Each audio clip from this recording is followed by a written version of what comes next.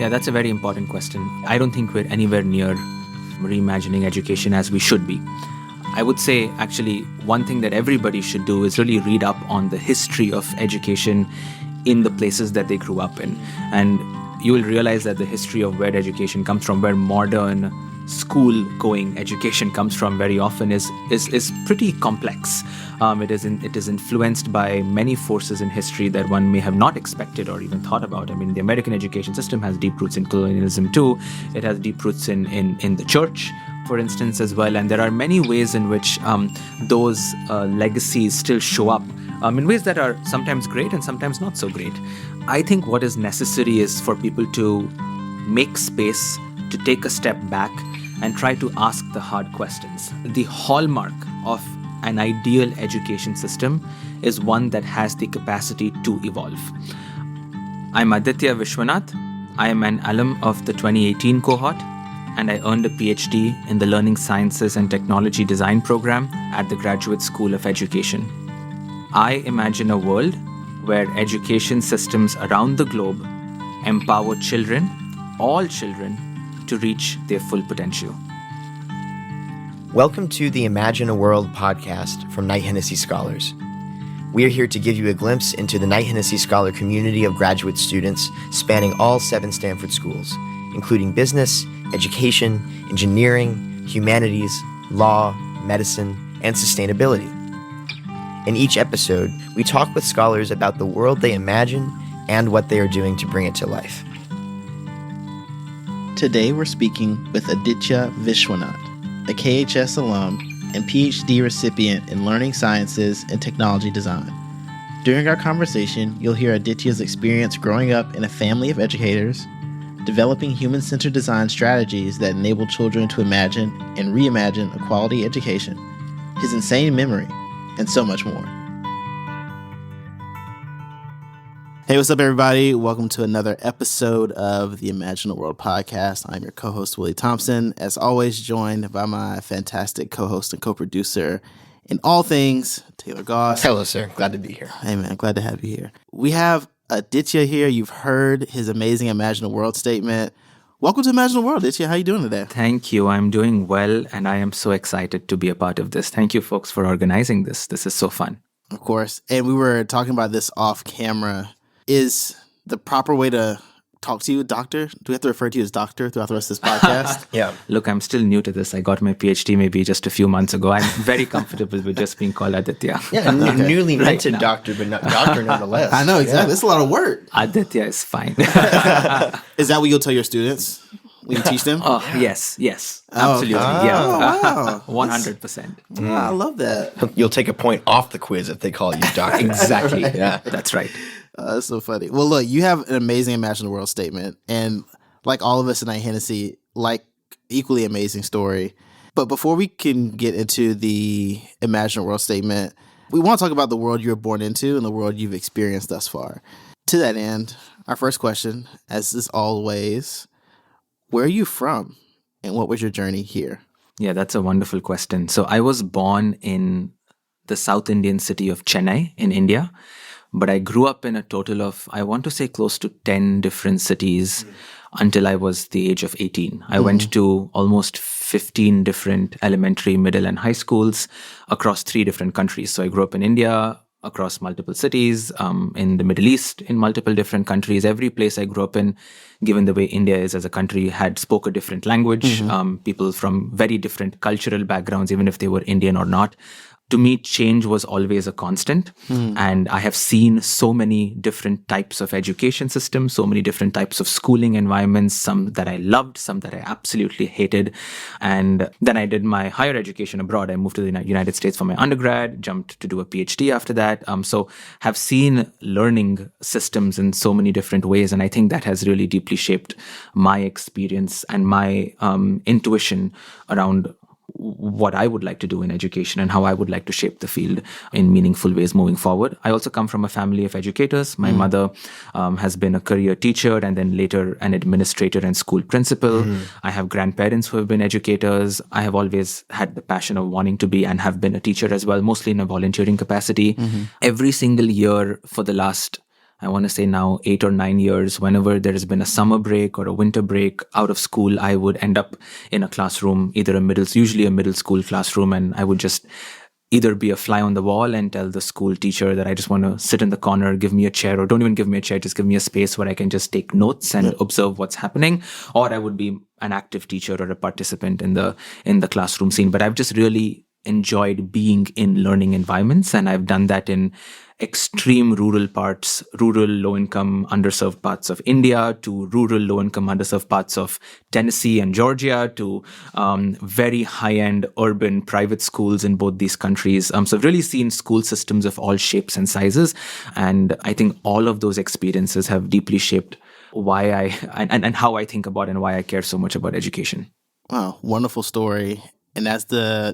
And also as a son of an educator, glad to have another education kid, I don't know, teacher's kid. Sure. Yeah. Teacher's kid on the pod. Oh yes, it's a specific experience, and I don't know sort of how this manifested for you, but it always manifested in my experience in elementary and middle school of, are you doing what you need to be doing? If not, I'll just call your mom. I was like, you never do this for anybody else just because she's in the school system. Oh yes, absolutely. And also, the other part of it is you realize how hard it is to be a teacher. Oh, man. Like wherever, my mother is my role model. She's going to listen to this podcast someday, and she's going to hear this as well. But all of us in my family can agree that she put in so much into her job. Her job never ended when school ended. You're doing grading, you're talking to parents, you're prepping for next day. There is teaching time is a very small part of their job. There's so much admin work, so much prep work that goes into being a teacher that just goes under-recognized and underappreciated. And that is true for teachers all over the world. It is just it's such an incredible profession, I think, and a difficult one to be in. Yeah. To that point, though, knowing the difficulties and challenges associated with education, why did you choose to make this your field of study? Because you've been doing it for a long time. You were 14 whenever you started volunteering and researching in this capacity, right? Yeah. Right. I think so. I grew up primarily until I was 18 in the Indian education system.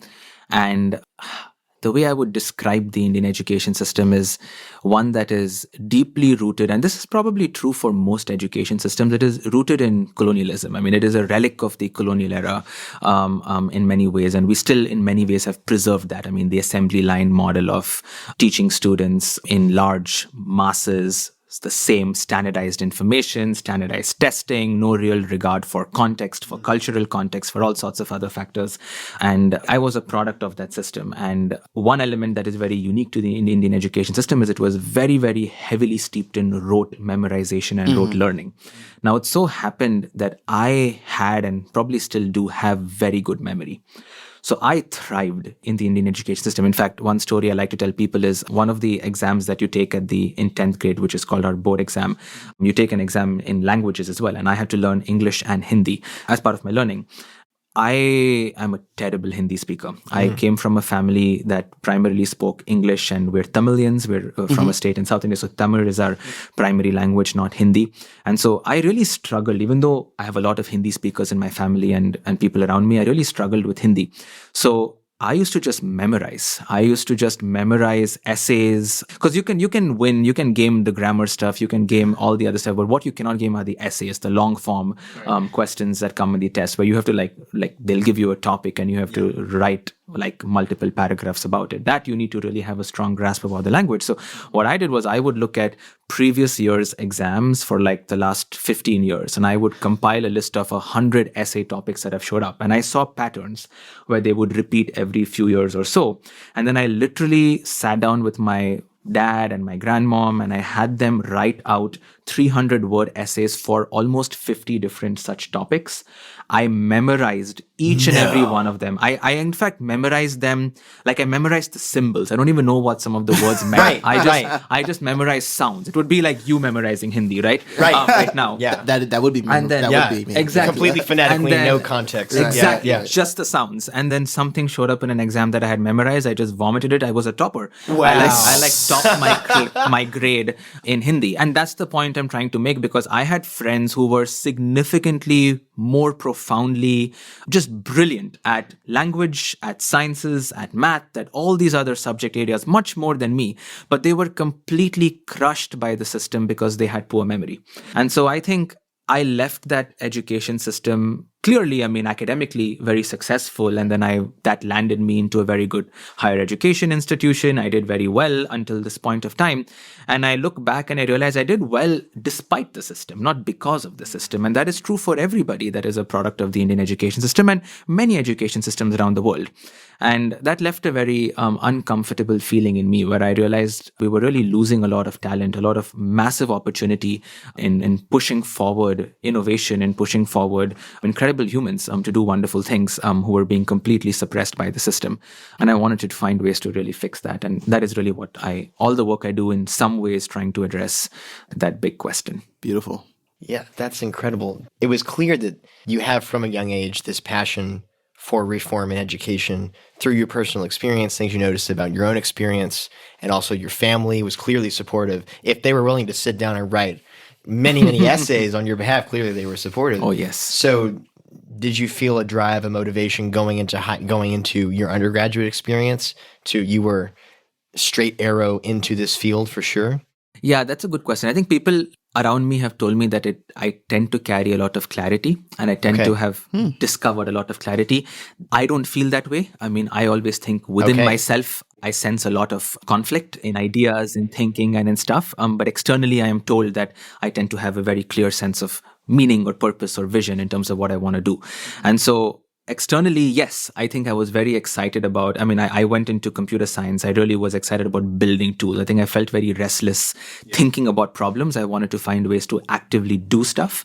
And so I saw engineering as a very powerful way to build things that would see tangible, immediate impact. And so I have a funny story that I want to share here, because I remember the first time I went into a classroom in a very rural part of South India. So just to paint a picture, it was a 150 square feet room, kids in middle school, around 35 children in this room sitting on the floor, no furniture, one teacher teaching something in the class, 6th grade. And then I went up to the teacher after class. This was after my first year of undergrad. And I told the teacher that, look, I'm coming from the US. I'm doing an undergrad in computer science. I can build apps. I can build websites. I can build really cool stuff. Tell me all your problems and I'll fix them. And she looked at me and she kind of just burst out laughing. And she said, look, we don't really have any problems. You tell me how we can help you. And that was really a massive defining moment for me, because I thought that technology was the answer, but I didn't realize what the question was that we were trying to solve for. Sure, it's the answer, but what is the question? And the moment she said that, I opened my eyes and I noticed that classroom had tablets. There were tablets that were donated by a nonprofit organization. There was a Wi-Fi hotspot that existed there. All the kids came from families where they had smartphones, so digital access existed. Still, these children were probably struggling to afford more than 2 square meals a day. Still, they had never really left the 2-kilometer radius of the community that they grew up in.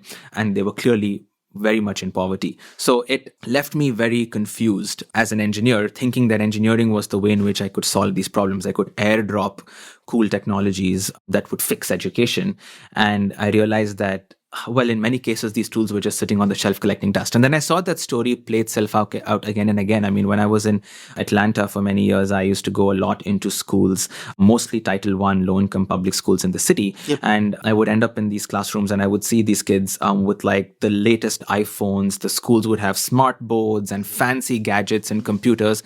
But these children were there was no career prospect for them. These children had no sense of purpose or meaning in them, not for their own fault. They had massive ambition, massive drive, but the education system was set up in such a way that they were not going to succeed.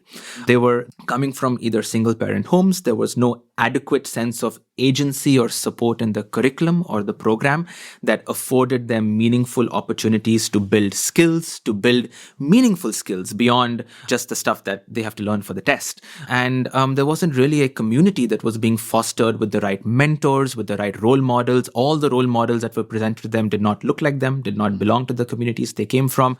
So I saw the same stories play out again and again, where technology was being seen as the solution that would solve everything. It was dropped by the funders or by the top-down intervention players, and then they left, thinking that the problem was solved. And so you then go back to the big funders and the big organizations and even the academics sometimes who sit in ivory towers, and you tell them, look, there are still massive intersectional problems over here that are not going to be solved tomorrow.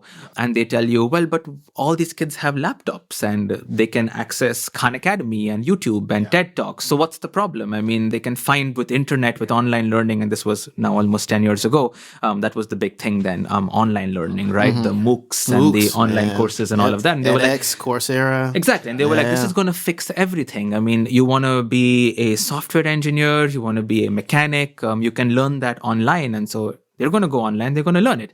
The same thing was happening in India too. These kids had access to Khan Academy translated in 12 different languages. And so there was not contextual, just language specific content that was available. And there was still a massive gap. And that led me to then want to do a PhD in education, where I realized that the technology bit of it is relatively well understood. It was the human and the learning and all the other socio-technical dimensions that were absolutely not well understood. And I wanted to go deeper into that space and center the learner, center the teacher, not center the technology, which was what I was seeing happening a lot around me back then. I think that says a lot about your critical analysis and about sort of your selflessness, because you walked in as an expert in a field and you're like, this is what I have to contribute. This is my vision for what can better these children's experiences. But you had the ability to stop and really ask the question, maybe they have the tools, but how are these tools supposed to be used?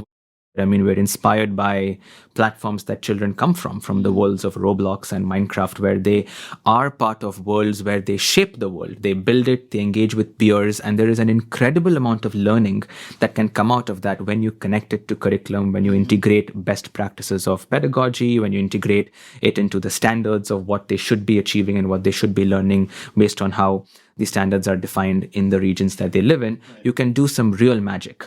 We had a teacher when we first started in Spirit call us the magic school bus for the classroom, which for those of you that have not watched the TV show, is this show where you enter this magical school bus, it shrinks in size, enters the human body, you learn about the cell and the DNA molecules, except, hey, you can fly around and you can manipulate these things, you can touch them, you can shape them, you can go to Mars, you can throw a ball and learn Newton's laws of motion by building the intuition behind how the laws of motion work. It's not just definitions, it's not just facts, but you actually can change gravity. You can go to the moon and Mars and understand what's happening differently when you throw a ball in both these places. Yep. And if I were to zoom out as well, I mean, before in Spirit, I helped co-found another organization called MakerGhat, which is based in India, which is a much more long-term play. It's a non-profit that builds makerspaces in low-income communities. We have built close to 10,000 makerspaces today, working with almost 1.5 million students.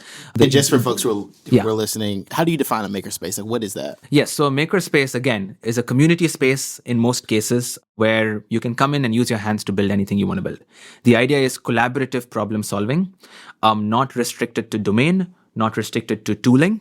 So you can come in and do art and craft, you can come in and do woodworking, you can come in and do quilling and weaving and embroidery, you can come in and do robotics and artificial intelligence and data science, everything under the sun that is some form of productive making with peers, ideally, towards a problem, a community problem or a social justice problem or some sort of broader problem that you face in your specific community. So it's hyper-local innovation that's happening, that's driven by the community. And makerspaces today as an idea have become so powerful that you will see almost every single school having a makerspace of some form or function. Makerspaces can also look like music rooms, they can look like art and craft rooms, they can look like computer labs as well. All of those are makerspaces where some sort of experimental, innovative work happens, not for some goal, but the goal is the making itself. Right. The goal is in the making. The act of exactly. Yeah. And there's a lot of academic evidence behind, a lot of buzzwords I can throw in here that explain why this is the best way to learn and the most powerful way to learn.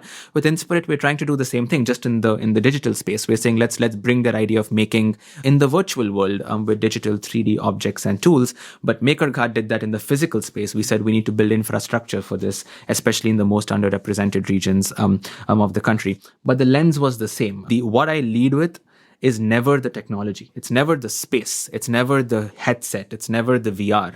It is the experience. It is the opportunity of enabling agency, of giving control either back to the teacher or back to the student or back to some stakeholder from whom control was taken away at some point of time in the past. And I think that's the future. I mean, especially in a world where we're seeing education systems rapidly being threatened by what's happening in the technology world, by what's happening in the workforce with rapid automation and innovation and so on and so happening.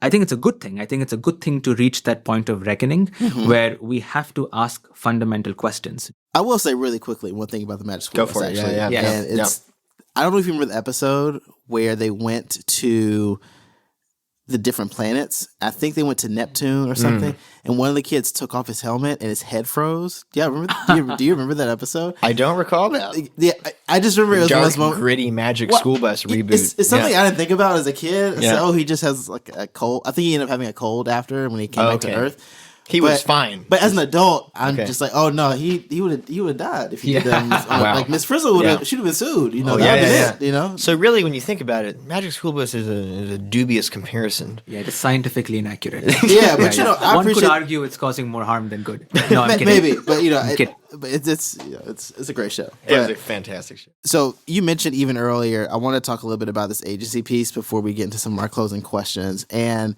you mentioned the curriculum reform, how education systems work in the U.S. and other places.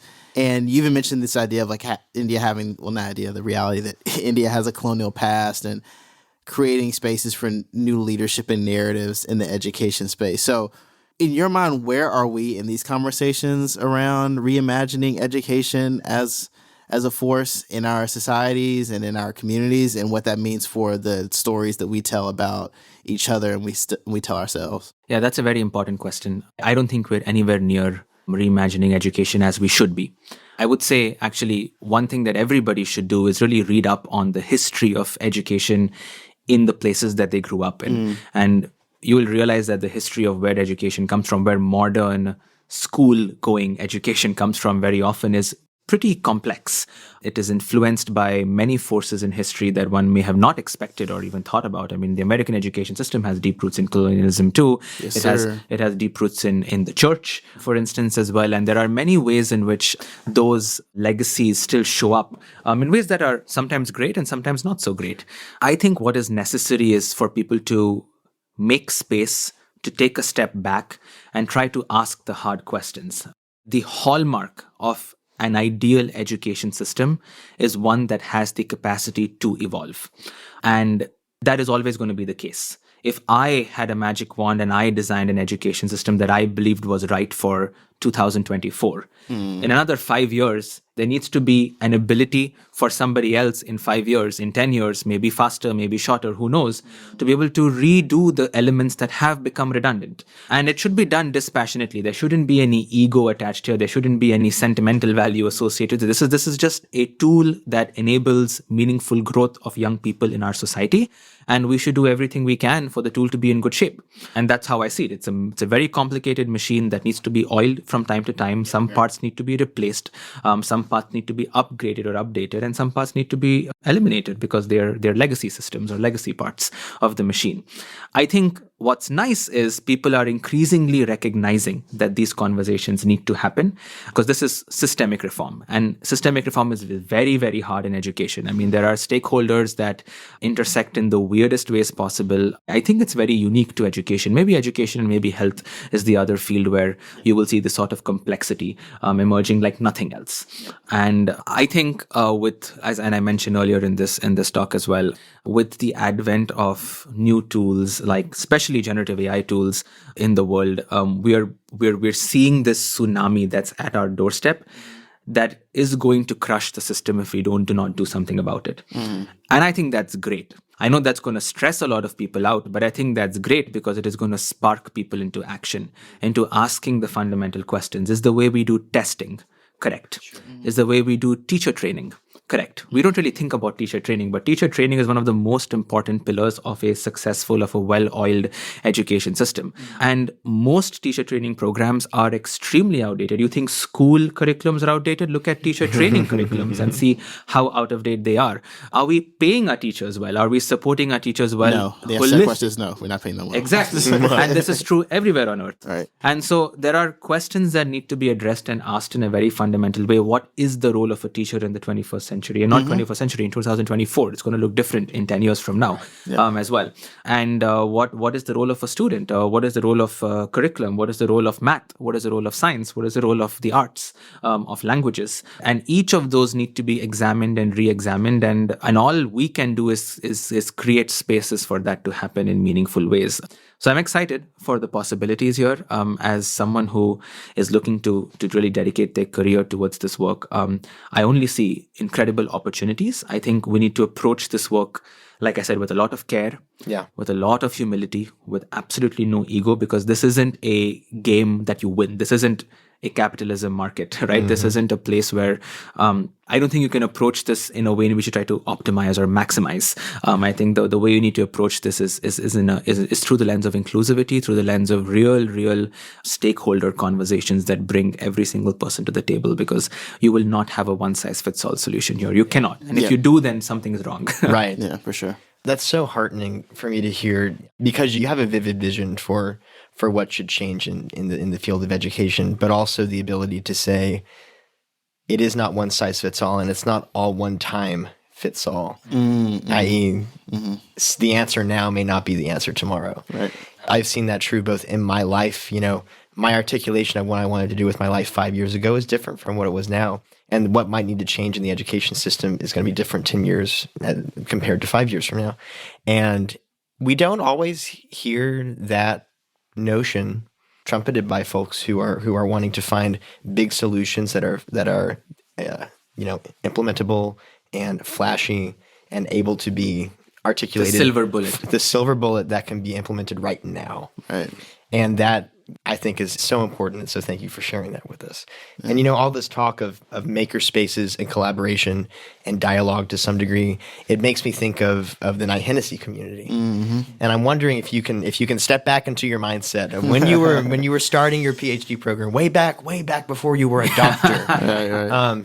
If you can step back and think about coming to Stanford, beginning your PhD program, and stepping into the Knight-Hennessy community, how did Knight-Hennessy and the scholars involved in the community impact your experience at Stanford? And maybe even as an alum, how are they impacting you? Because that's also an aspect of the experience as well. Yes. So you're the first alum we've talked to on this podcast. I was in the very first Knight-Hennessy cohort as well. So 2018, we were the first people. There were 51 of us from like 22 different countries around the world. I had never been in a program of that kind. I mean, my TLDR, my short answer is it was too long. Didn't read. It was life for those non-redditors. Yes, it was life changing. I met people that are now lifelong friends, and people who will continue to be shaping my life in very meaningful ways, from walks of life that I never thought I would intersect with. I mean, I did engineering. I came from that mindset, and I met people who came from the world of medicine, from the world of law, from all countries, from all walks of life, from all lived experiences that added to my understanding of the world in ways that I had not imagined before. Yep. And I think that's the idea of when I think about maker spaces and making as well. That's the whole idea is 1 + 1 is 3, 1 + 1 is 10. It's not 2. And that, I think, was the power of a program like Knight-Hennessy. It was built by the people in it. It was built by the community. Program is the scholars. The program are the people. And that continues to be the case even today. Beautiful. Maybe going down the similar vein that Taylor mentioned around Knight-Hennessy and Stanford, there are people who are listening to this podcast who hear what you've had to say, hear what any of our other 7 guests at this point have had to say. What advice would you have for people who are applying to Stanford and to KH? I don't have any great advice, but I'll tell you what I did when I applied. That works too. When I applied, I truly approached the application as a way to reflect on myself and on what I had done till that date. Yeah. And so to me, the application was an opportunity to take out time, because that's the biggest thing. You never really take out time for these sorts of things. You find ways to get yourself busy with everyday stuff, and you don't take out time to do reflection work.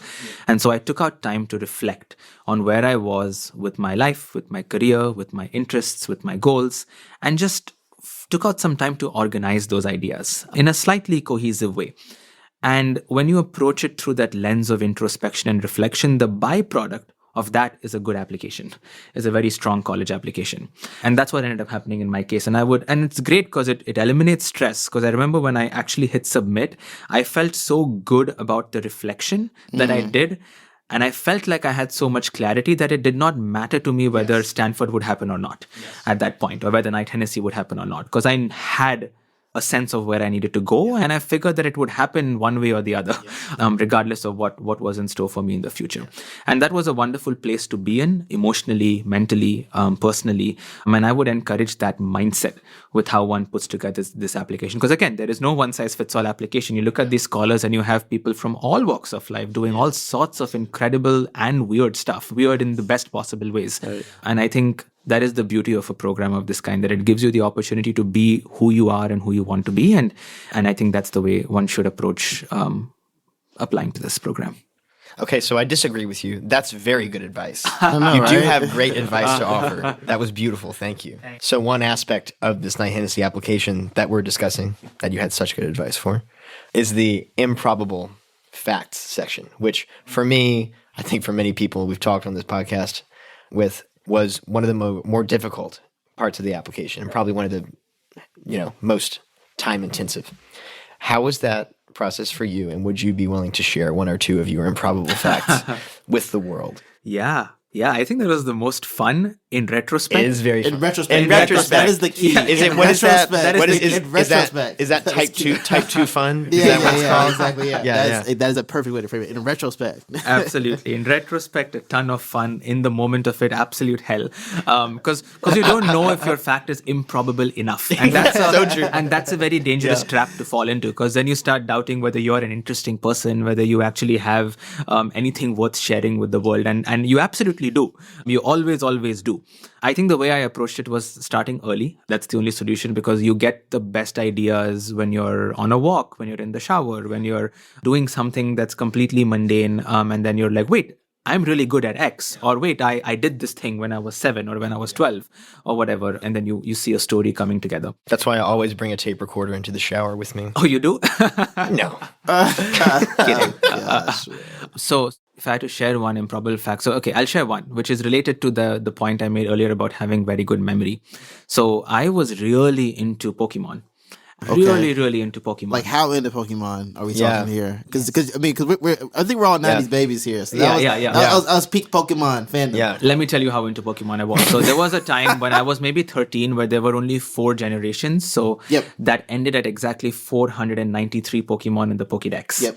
Started with Bulbasaur, Yep. and then ended with Arceus. Oh, Arceus, yep. Which was 493. Okay. And there was a point of time when I was 13 where I could recite every single Pokemon in order in which they appeared in the Pokédex, with every single stat that they had, their HP to their defense, their attack, their special defense, all the stats that exist. I don't even remember the attributes that were there back then, their types, in order in which they appear in the Pokédex by generation from 1 to 493. I even knew the edge cases where before Gen 4 came out, there were some changes that were made, and then Gen 4 came out. I even knew those edge cases where I was like, actually 294 is X, but after Gen 4, it's now 297 or whatever it is. But I could just do that. You could wake me up at 3 in the morning and ask me to, and you could tell me what's Pokemon number 307, and I would tell you what that was. I could do that just by recall. All of that is gone, so do not quiz me on that anymore. Okay. But there was a time where I could do that, and I wrote about that in my improbable facts. I'm so genuinely impressed. I'm so genuinely impressed. Completely wasteful skill. It's not wasteful. I'm so out of my depth. I don't know anything. If you asked me about a specific Led Zeppelin show in 1972 in Japan, I can tell you, but I can't. I'm sorry. Nice. That's there it is. Yeah. You'll arguably more useful of a skill to have than you could make an argument, not a good one.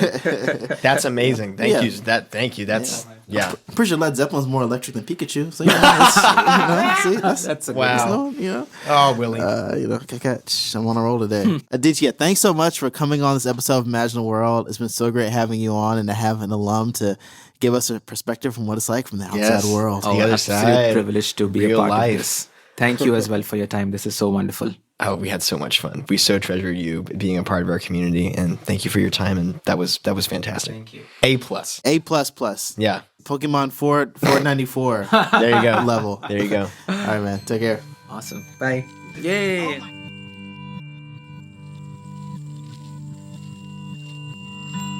Thank you for joining us for this episode of Imagine a World, where we hear from inspiring members of the KHS community who are making significant contributions in their respective fields, challenging the status quo, and pushing the boundaries of what is possible as they imagine the world they want to see. This podcast is sponsored by Knight-Hennessy Scholars at Stanford University, a multidisciplinary, multicultural graduate fellowship program providing scholars with financial support to pursue graduate studies at Stanford while helping equip them to be visionary, courageous, and collaborative leaders who address complex challenges facing the world. Follow us on social media at Knight-Hennessy and visit our website at kh.stanford.edu to learn more about the program and our community.